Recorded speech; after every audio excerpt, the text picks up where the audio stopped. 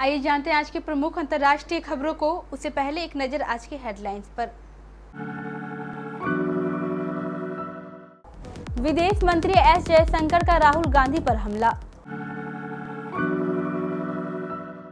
हत्या के बाद सबके किए टुकड़े, मुंबई में लिव इन पार्टनर की हत्या। रूस के वीरान इलाके में फंसा एयर इंडिया का विमान।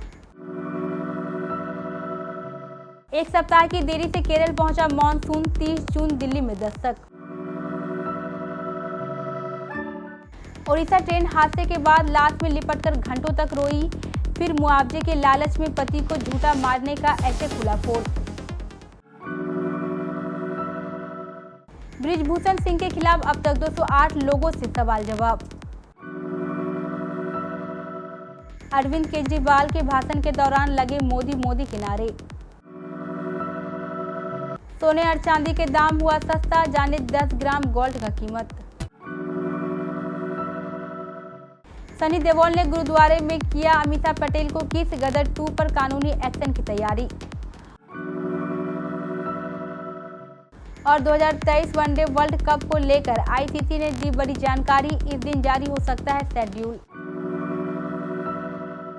अमेरिकी दौरे में राहुल गांधी के दिए बयानों को लेकर बीजेपी और कांग्रेस के बीच वार पलटवार जारी है। राहुल गांधी ने भारत में लोकतंत्र के लिए उनकी लड़ाई जारी रखने संबंधित बयान अमेरिका में दिया था। उन्होंने कहा था कि भारत एक बड़ा देश है और अगर देश में लोकतंत्र तबाह हुआ तो इसका असर पूरी दुनिया में होगा। राहुल गांधी के बयान पर बीजेपी नेताओं की ओर से निशाना साधा जा रहा है। केंद्रीय विदेश मंत्री एस जयशंकर ने आज यानी गुरुवार 8 जून को कहा कि राहुल गांधी की आदत है कि जब वो बाहर जाते हैं तो वह देश की आलोचना करते हैं, हमारी राजनीति के बारे में टिप्पणियां करते हैं।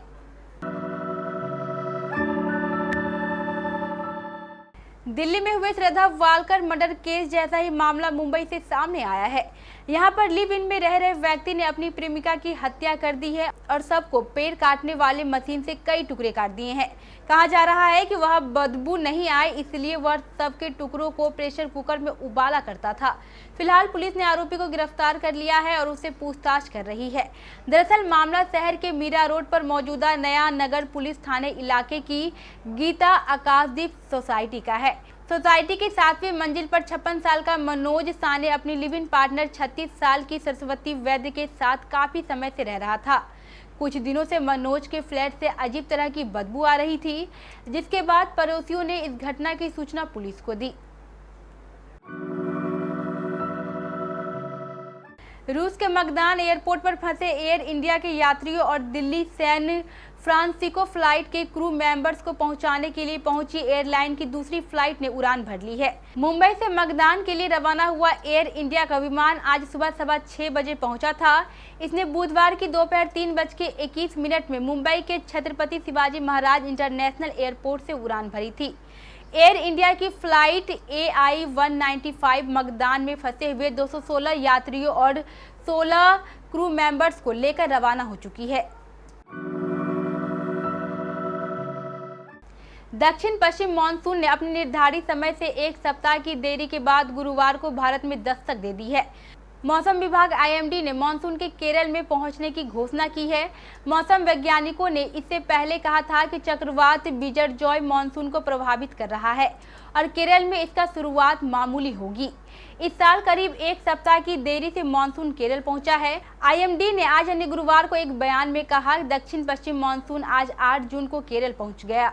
बयान में कहा गया है कि मानसून दक्षिण अरब सागर से शेष हिस्सों और मध्य अरब सागर के कुछ हिस्सों तथा समूचे लक्षद्वीप क्षेत्र, केरल के अधिकतर क्षेत्र, दक्षिण तमिलनाडु के अधिकतर हिस्सों, कोमोरिन क्षेत्र के शेष हिस्सों और दक्षिणी पश्चिम मध्य एवं उत्तर पूर्व बंगाल की खाड़ी के कुछ हिस्सों की ओर बढ़ रहा है।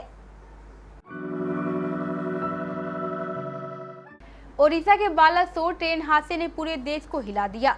लोगों की रूह कांप गई है। हजारों लोगों की आंखों में आंसू के ढेर और कटे शव को देखकर आंसू आ गए हैं। वहीं कुछ लोग ऐसे हैं जो मुआवजे के लिए अपनों को मारने पर तुले हैं। ऐसे ही एक महिला का मामला सामने आया है। महिला ने मुआवजे के लिए पति के मरने की फर्जी दावा किया है। हालांकि पोल खुलने के बाद आरोपी महिला फरार है। महिला के पति ने इस मामले को लेकर अपनी पत्नी के खिलाफ शिकायत दर्ज करवाई है।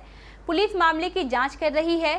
कटक जिले के मनिया बांदा निवासी गीतांजलि दत्ता ने दावा किया था कि उनके पति विजय दत्ता की 2 जून को रेल हादसे में मौत हो गई थी। उन्होंने एक शव की पहचान अपने पति के रूप में भी की थी। हालांकि दस्तावेजों की जांच के बाद पता चला कि महिला का दावा झूठा था।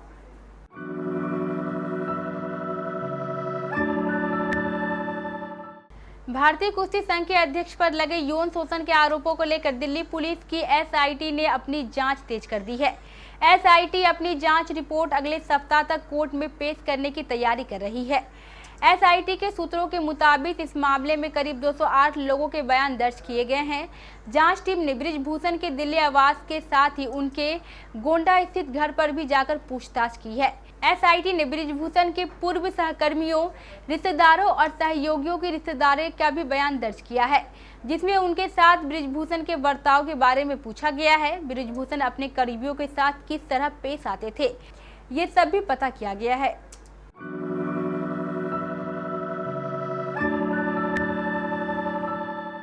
देश की राजधानी दिल्ली में गुरु गोविंद सिंह इंद्रप्रस्थ यूनिवर्सिटी के ईस्ट दिल्ली कैंपस का उद्घाटन एलजी विनय कुमार सक्सेना और मुख्यमंत्री अरविंद केजरीवाल ने एक साथ किया। लेकिन जैसे ही मंच से सीएम अरविंद केजरीवाल ने बोलना शुरू किया, तभी सामने बैठे लोगों के एक समूह से जुड़े लोग मोदी मोदी के नारे लगाने लगे। इस घटना से अचंभित हुए सीएम अरविंद केजरीवाल ने नारा लगाने वालों से हाथ जोड़कर अपील की कि थोड़ा रुक जाओ, बाद में नारे लगा लेना। सीएम अरविंद केजरीवाल ने आगे कहा कि अगर आप लोग ऐसे डिस्टर्ब करेंगे तो हम अपनी बात नहीं कर पाएंगे। भारतीय सराफा बाजार में आज यानी 8 जून को सोने और चांदी के दाम में गिरावट देखने को मिली है। सोने की कीमत 59,000 रुपये प्रति 10 ग्राम के पार है, तो वहीं चांदी का भाव 71,000 रुपये प्रति किलो से अधिक है। राष्ट्रीय स्तर पर 999 शुद्धता वाले 24 कैरेट के 10 ग्राम सोने की कीमत 59,570 रुपये है, जबकि 999 शुद्धता वाली चांदी की कीमत 71,750 रुपये है। India Boolean and jewellers association के मुताबिक बुधवार की शाम को 24 कैरेट का शुद्ध सोना 60,028 रुपये प्रति 10 ग्राम था, जो आज यानी गुरुवार सुबह 59,570 रुपये पर आ गया है। इसी तरह शुद्धता के आधार पर सोना और चांदी सस्ता हुआ है। देखा जाए तो आजकल जितनी भी फिल्में बॉलीवुड में रिलीज हो रही है, उसमें से कई मूवीज पर किसी न किसी वजह से विवाद छिड़ता नजर आ रहा है। आदिपुरुष में वीएफएक्स और सैफ अली खान के रावण लुक पर कंट्रोवर्सी हुई थी। अब सनी देओल की फिल्म गदर 2 इसके घेरे में आ गई है। कहा जा रहा है कि पंचकूला में गुरुद्वारे में सनी देओल स्टारर फिल्म गदर 2 की शूटिंग में कुछ ऐसे आपत्तिजनक सीन शूट किए गए जिन्हें लेकर विवाद हो रहा है। पंचकूला के एमडीसी में स्थित गुरुद्वारा कोहनी साहिब मैनेजमेंट ने इस बारे में जानकारी दी है।